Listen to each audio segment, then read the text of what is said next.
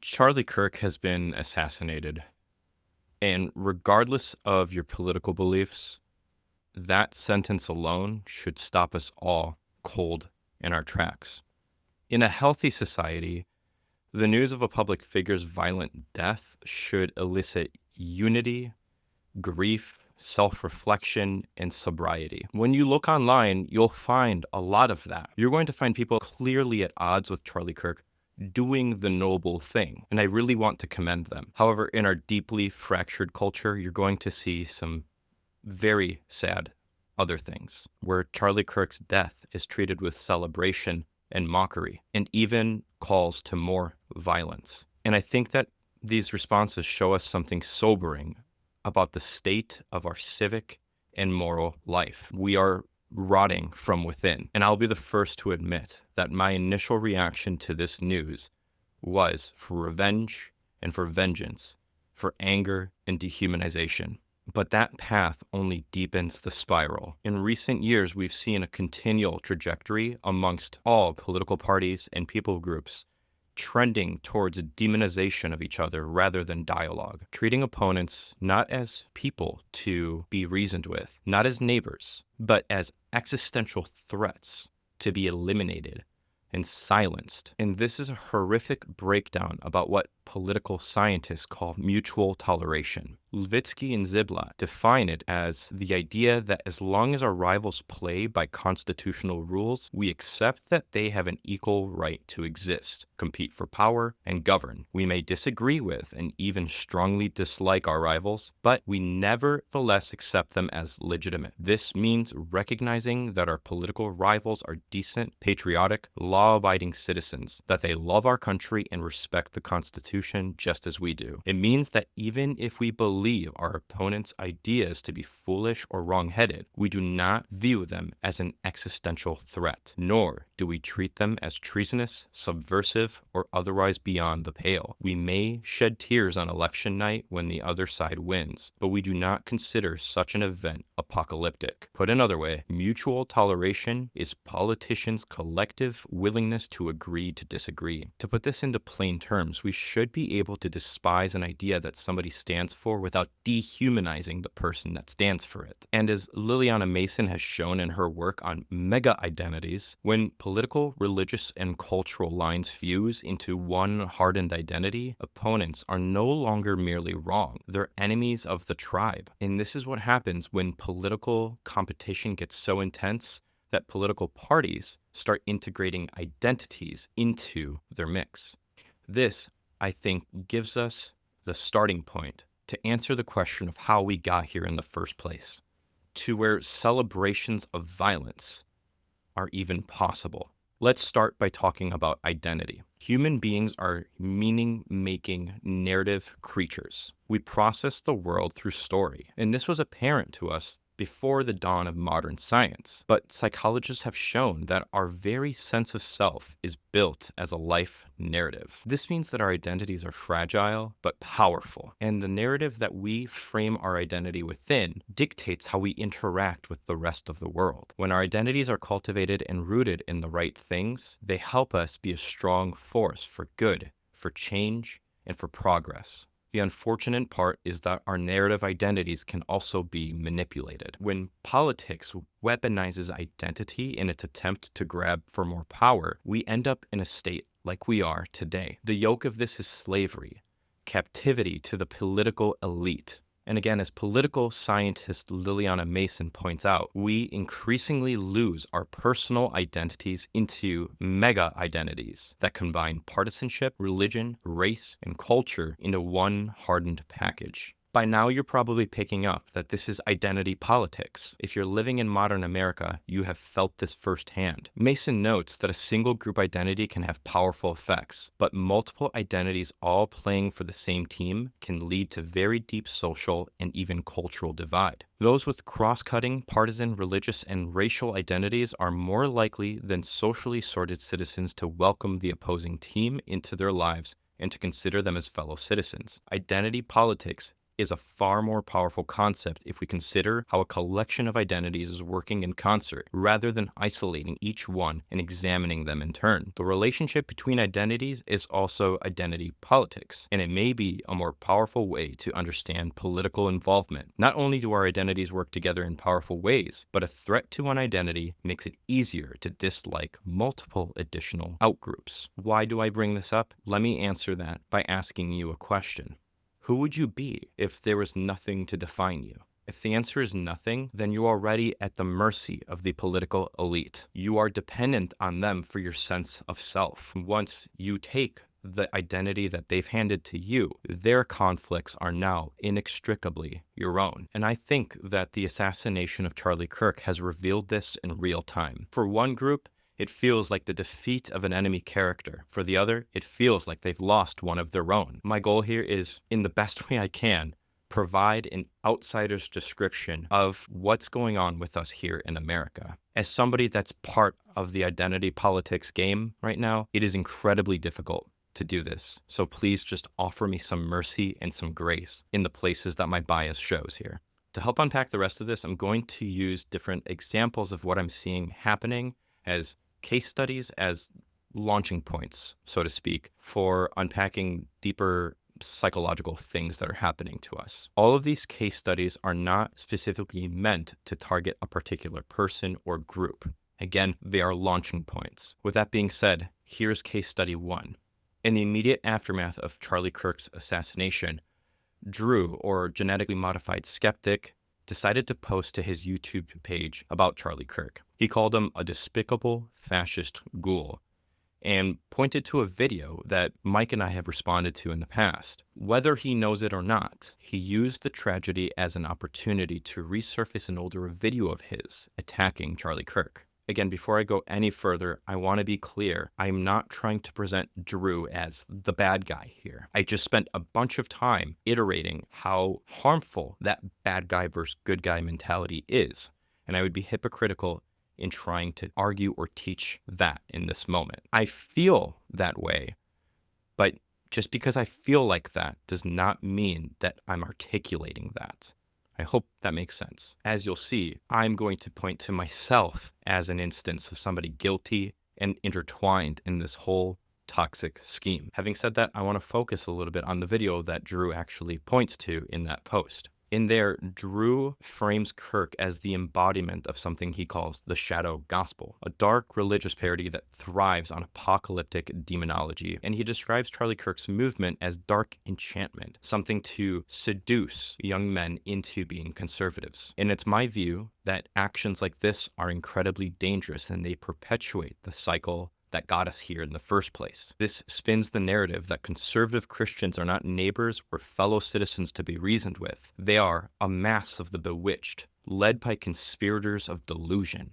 Psychologist Albert Bandura calls this a mechanism of moral disengagement and says that moral disengagement does not alter moral standards. Rather, it provides the means for those who morally disengage to circumvent moral standards in ways that strip morality from harmful behavior and their responsibility for it. However, in other aspects of their lives, they adhere to their moral standards. It is the selective suspension of morality for harmful activities that enables people to retain their positive self-regard while doing harm. Prior to this, Bandura explains in a few different ways the layers of how this can come about. The following is especially pertinent to what we see here. At the victim locus, perpetrators exclude those they maltreat from their category of humanity by divesting them of human qualities or attributing animalistic qualities to them. Rendering their victims subhuman weakens moral qualms over treating them harshly. The additional moral disengagement at the victim locus blames the victims for bringing the maltreatment on themselves or attributes it to compelling circumstances. In this mode of self-exoneration, perpetrators view themselves as victims forced to behave injuriously by wrongdoers' offensive behavior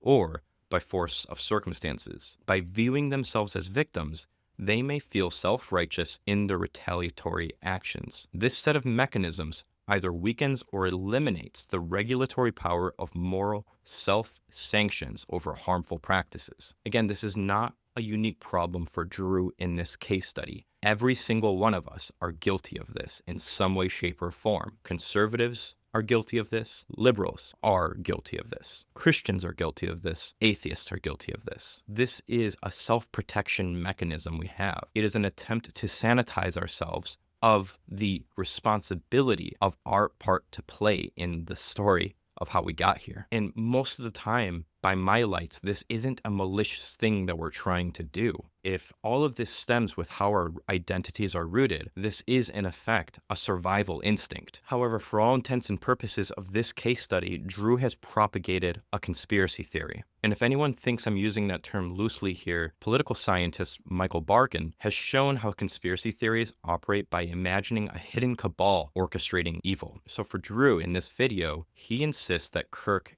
demonized the left in order to make people like Drew the proverbial enemy coming at the Christian identity. And in some ways, he's right. However, the irony here is that Drew's own dark enchantment framework is the mirror image of the thing he says Charlie Kirk did to the left. On this view now, the Christian right are the conspirators under the dark forces. In other words, for Drew, the Christian right are the bad guys. It's the same thing. To be clear, I'm not making any ethical claims as to what Drew is doing here.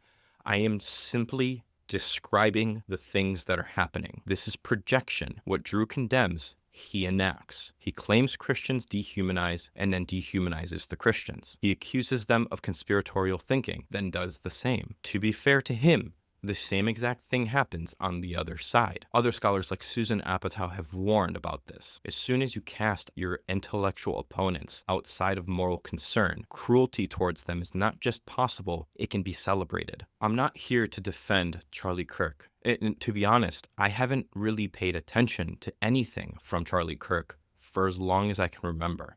However, responding to his assassination immediately after this by branding him as a ghoul and resurrecting your old narrative that casts millions of Christians as possessed by the shadow gospel is opportunism dressed as social commentary. This is how easy it is to dehumanize our political opponents. And this is a form of violence that I would call epistemic violence. It's a distortion of reality that strips a community of its legitimacy in the intellectual playing field. Nonetheless, I can see how Drew ended up where he was. And while I'm angry when I see how he characterizes Christians and Charlie Kirk, once I get past that anger, I feel like I can understand him. When you've been wounded by a faith community and define yourself partly in opposition to it, which is a topic we're going to cover later in this video, it's very natural to cling to new stories that explain your world and give you belonging in light of that. We all do this in our own separate ways. We'll hold on to narratives that make sense of our pain and are the most congruent with our narrative identity, even if those stories end up distorting reality. Again, this doesn't excuse any semblance of dehumanization. It just explains it. When the story needs a villain, we invent one. What begins as a coping narrative in one's life, once amplified and cemented, can become a cultural poison. On to our next case study, the conservatives. I really struggled with this because I didn't know if I should just point to all the nasty things that I see my side, my tribe doing. I'm going to stick to myself as an example. But I will highlight that I've seen far too many conservative voices act as if this was a formal declaration of war.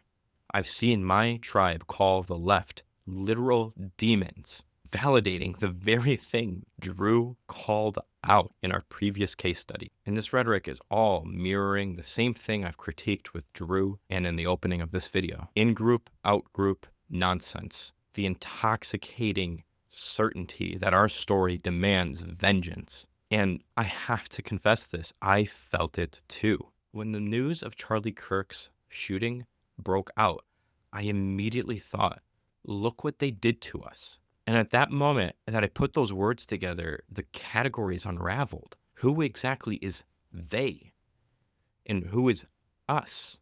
I never paid attention to Charlie Kirk, and yet somehow this felt like a direct attack on me. It took me a while to sort through that. The anger I felt, and still feel, is really real.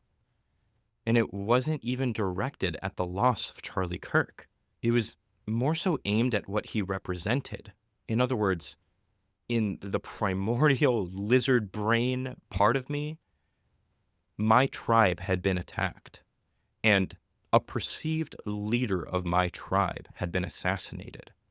That feels like an attack on me. My identity, my existential survival is at threat now.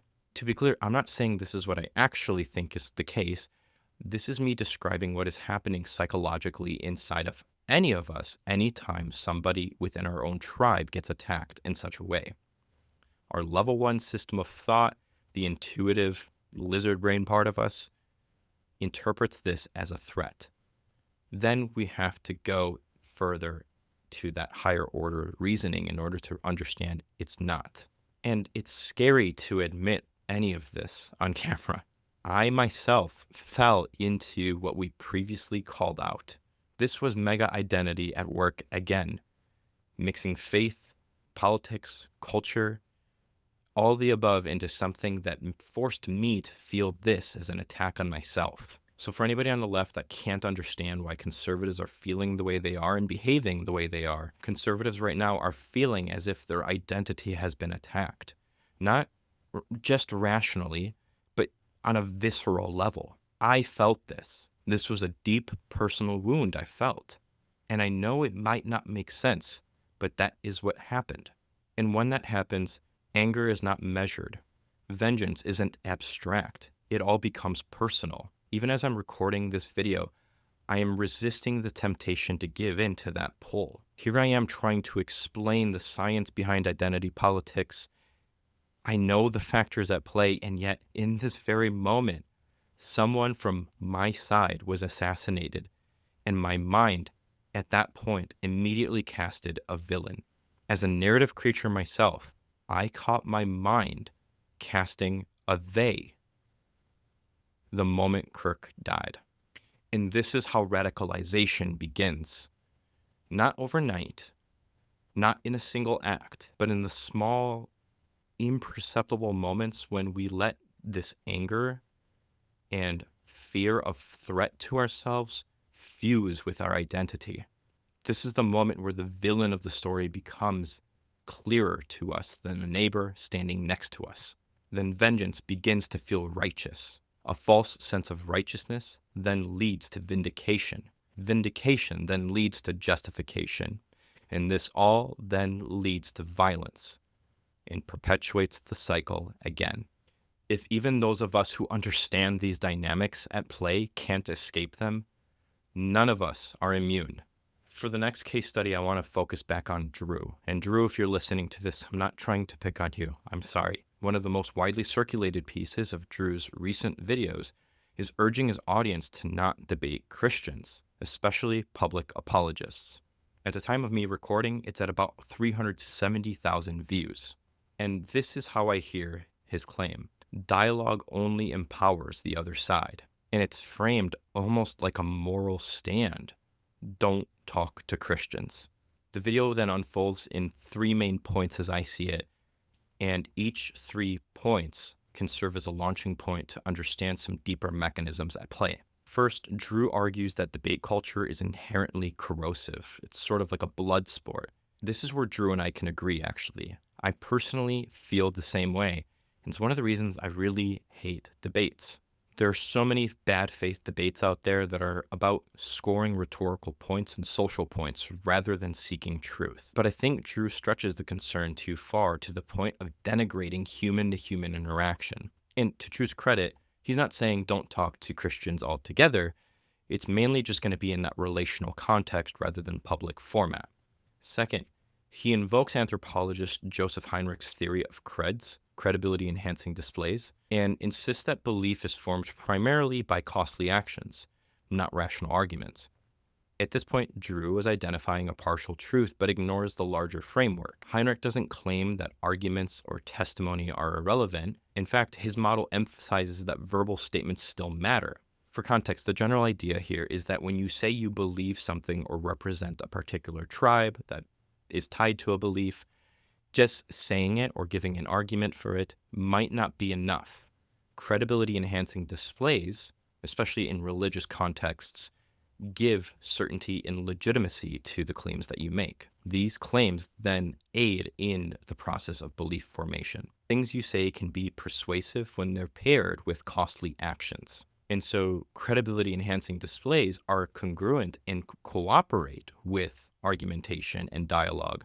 They don't replace it. And this is where I think we can take the discipline of moral psychology to help us. For instance, scholars like Jonathan Haidt point out that people tend not to assess arguments as neutral judges. Instead, intuitions come first, strategic reasoning comes second. Moral reasoning, he argues, was not designed to pursue truth, but to win arguments. Here's what all this means in practice. When somebody presents an argument to you that functions as a threat to your identity, your mind operates more like a defense attorney first, rather than a neutral judge. It will immediately start spinning counter narratives to protect yourself. And this is precisely why conciliatory gestures can be recast as manipulation. If your identity depends on seeing the outgroup as inherently evil, as the bad guy, as manipulative or lying or whatever it is, then any good faith gestures from the outgroup to you will immediately be recast as manipulative. In other words, the slide into sectarianism is very automatic. And so here's the third point of Drew's video. In his video, Drew is casting dialogue with Christians cynically. And this is where the problem deepens. By his own account, Sean McDowell treated him with consistent respect. Sean listened to him, thanked him, and even apologized to Drew for the pain he has felt on behalf of the church. But in Drew's retelling, this became evidence of manipulation. If I'm right in how I'm interpreting Drew, then sadly he felt like he wasn't an equal partner in dialogue with Sean, but rather a prop to be lifted up for the Christian propaganda machine. Sean's kindness was coded as exploitation. And this sort of culminates into a big picture problem that modern research calls political sectarianism. Finkel and his colleagues define it as the toxic blend of othering, aversion, and moralization in U.S. politics. This is a very powerful thing, and it's extremely important because it reshapes our views of our opponents, not just as wrong, but evil. And here's where things can get confusing, because contrary to the popular narrative that religion is the sole dividing factor here, it's not. Scholars tend to agree that the religious versus secular divide is a scapegoat for the deeper, more fundamental issues at play. For example, Finkel and his colleagues say political identity is secondary to religion in traditional forms of sectarianism, but it is primary in political sectarianism. In the United States today, even though Democrats and Republicans differ on average in terms of religious affiliation, their schism is fundamentally political rather than religious. In other words, religious labels like Christian or atheist get subsumed within the broader mega-identities in the political sorting mechanism. And this breeds something called political sectarianism, which Finkel and his colleagues go on to explain further. Political sectarianism consists of three core ingredients: othering, the tendency to view opposing partisans as essentially different or alien to oneself; aversion, the tendency to dislike and distrust opposing partisans; and moralization, the tendency to view opposing partisans as iniquitous. It is the confluence of these ingredients that make sectarianism so corrosive in the political sphere. Viewing opposing partisans as different, or even as dislikable or immoral, may not be problematic in isolation, but when all three converge, political losses can feel like existential threats that must be averted, whatever the cost. To my dismay, this sounds all too familiar. However, it goes further than that. The same literature that I just referenced goes on to reinforce everything I've been trying to say so far. They point out three main reasons they think this is happening. For instance, they first point out that there used to be a pretty broad distribution of conservatives and liberals amongst the Democratic and Republican parties. But today, it has all collapsed into Democrat and Republican parties. Adding on to this, they point out that these party lines have defined themselves amongst key defining identity markers for people: race, gender, sexuality, so on and so forth. And they point out that this all culminates in the formation of mega identities that, as they say, render opposing partisans different from, even incomprehensible to, one another. And this mega identity can be so powerful, it actually alters other identities. In other words, these mega identities are so powerful to the extent that people will alter other parts and pieces of themselves in order to maintain that mega identity. In order to survive, people feel the need to identify with one of these two mega identities. And this is super important to note because the extent of how powerful this is such that people will alter their self-identified religion, sometimes gender, sexual orientation, class, so on and so forth, in order for them to survive by assimilating into one of the two available mega identities. In this sense, Drew's point about credibility-enhancing displays is important. What better way for you to prove to your mega identity tribe that you're one of them by assimilating every piece of yourself into the mega identity? It's no wonder that we have such a fractured, broken culture where nobody really truly knows who they are. We are literally sacrificing pieces of ourselves into this monster that we have created and refuse to kill. This all leads to another thing called affective polarization. In short, this means that part of what defines us is that we dislike the outgroup more than we might like our in-group. In other words, we're rooting our identity in hostility in terms of rejection of the other side, rather than some of the core fundamental defining characteristics of who we really are. And this is why once our identity is fused with hostility, even conciliatory actions from the outgroup get recoded as malice. If you're here in this spot, any conciliatory extension from the outgroup to you has no credibility. As Bowman and Werther note in their entry in The Social Psychology of Intergroup Reconciliation, people generally underestimate the power of the situation, and this is particularly marked in the case of enemies. The absence of any attributional charity, coupled with an assumption of bad intentions, results in misattributions for the enemy's actions. In the context of these negative perceptions, even peaceful actions of other groups are likely to be attributed to hostile intentions. There is an utter absence of trust. I'm going to wear my heart on my sleeve here and be vulnerable. Let's go back to Parker. For those who don't know Parker, he is a left-leaning, non-religious person on TikTok who has a very clear track record of animosity with Charlie Kirk. Here's the other thing. I consider Parker a friend. When a video came out of Parker crying and showing sympathy and empathy towards his fellow humans, my guttural, instinctual reaction, this visceral part of me, right, thought they were crocodile tears. I immediately caught myself and said, no, I know him better than that. But that's just how powerful these psychological factors are. And that's how dangerous this political sectarianism is. And this is precisely what we see in Drew's narrative as well. What Sean meant for human decency was received as a trap. Scholars of dehumanization call this reactive devaluation. And what's happening here is something that psychologists have studied for decades. When we lock into this us versus them mentality and we start encoding and cementing ourselves into it, we don't see our political, ideological opponents anymore as neighbors to be reasoned with. They are caricatures of the evil that we see them as. Instead of seeing our opponents as a human with thoughts, fears, love, and good intentions, they get reduced to stock villains who are existential threats, manipulators, liars, or mindless followers. This is dehumanization, stripping people of the qualities that make them human. And once that happens, dialogue is no longer an option. Why bother dialoguing with somebody who is so utterly evil that there is no hope?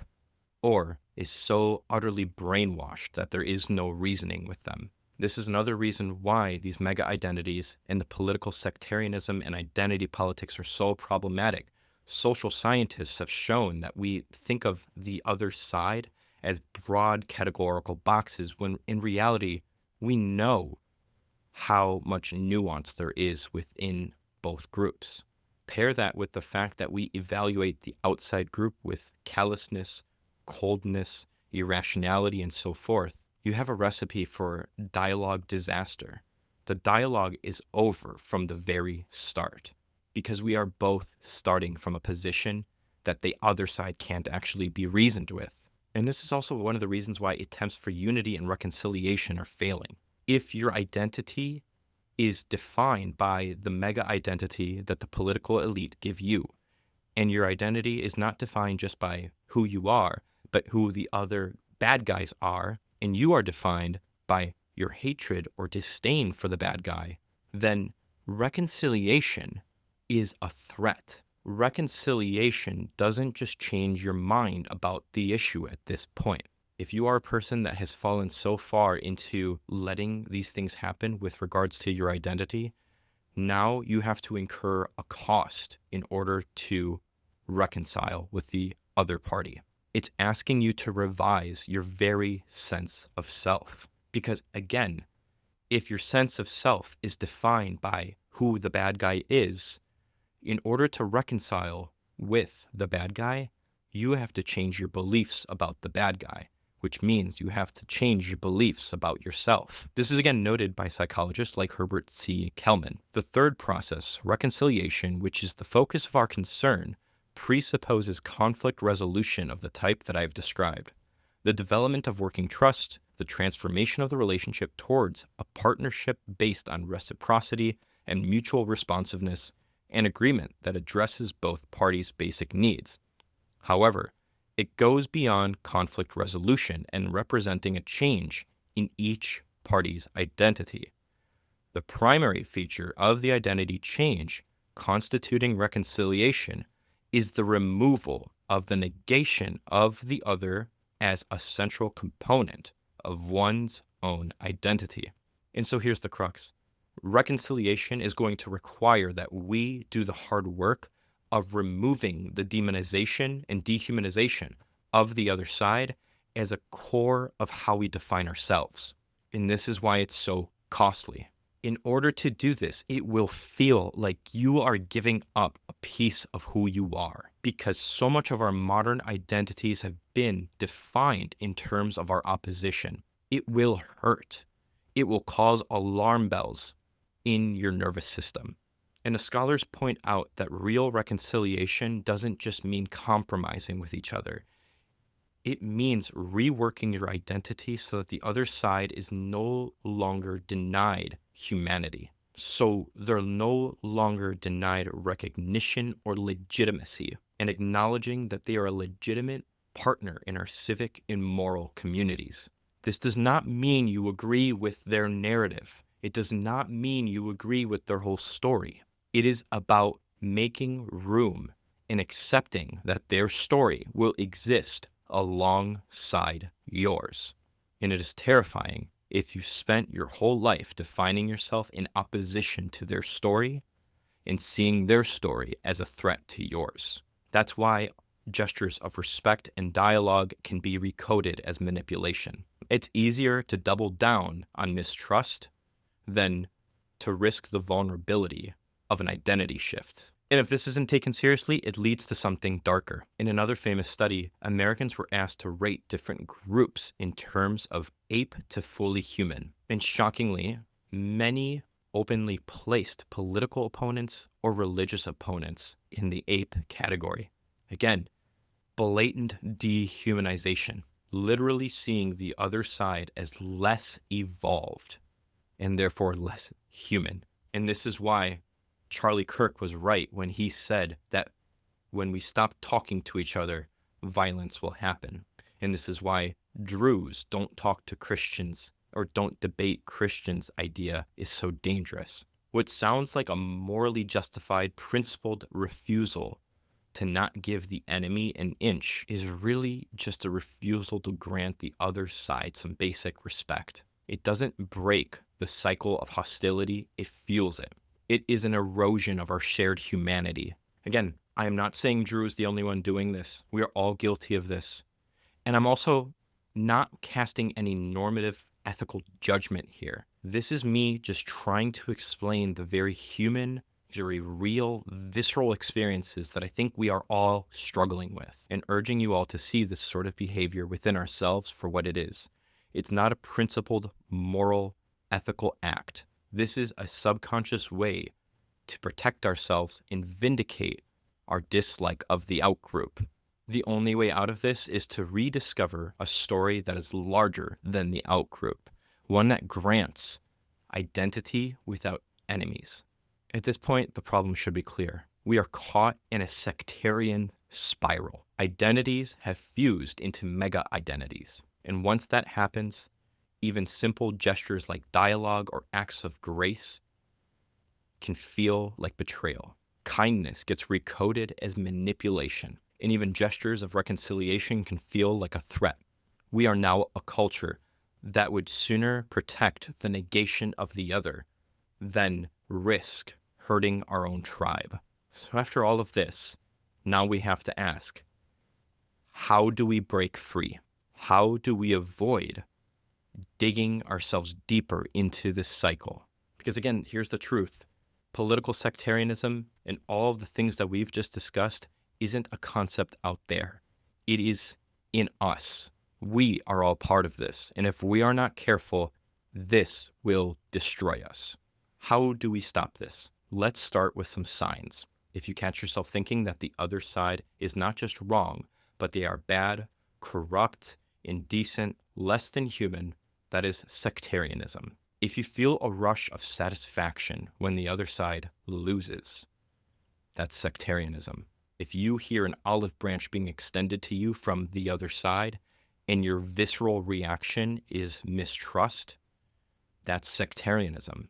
If your media consumption is all one voice and all other voices feel immoral, that's sectarianism.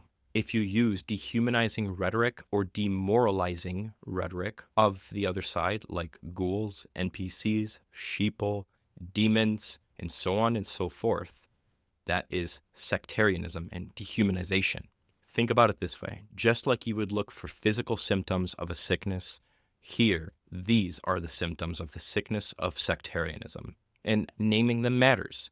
The purpose here is to give you the education of all these undergirding principles and functions of our psychology, so that way you can see the pattern, so you can start to break it.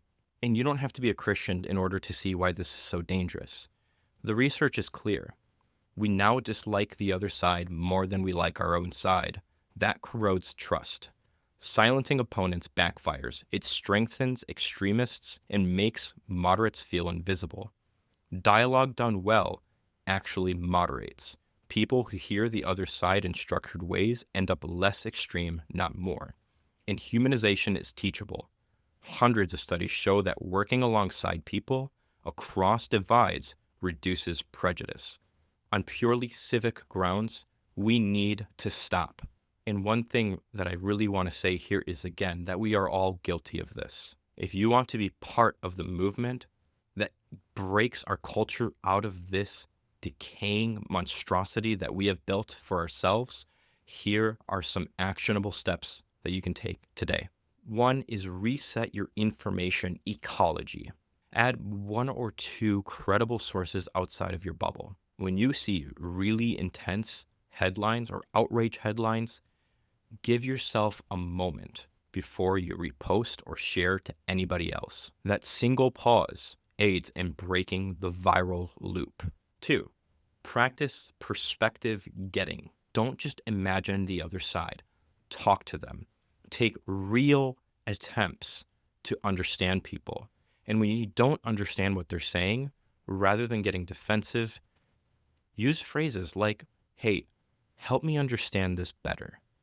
You said this, but I'm really not seeing it. Can you Try again. I'm trying really hard to understand what you're saying. This practice is super important because then what that does is allows you to humanize the other side and cultivate the ability to accept their narrative existing alongside yours. Step 3, rehumanize the other side through shared work.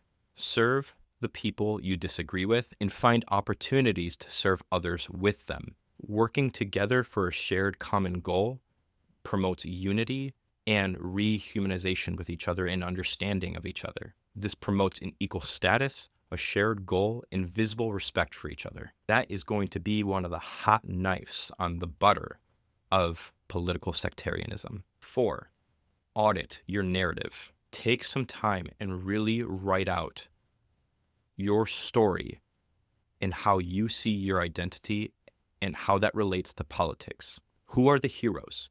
Who are the villains? Who are the victims? Then I want you to draft another chapter where you continue the story, but you're not someone fueled with contempt, but you're fueled by courage and charity to the other side. And I want you to recast the villains as other humans that you've just misunderstood. 5 is guard your tongue, both online and in person. For instance, if you're online, before posting something, ask yourself, would I say this to somebody face to face? Or if I did not have anonymity? Another question you can ask yourself is, does my response assume the most charitable motive of my interlocutor?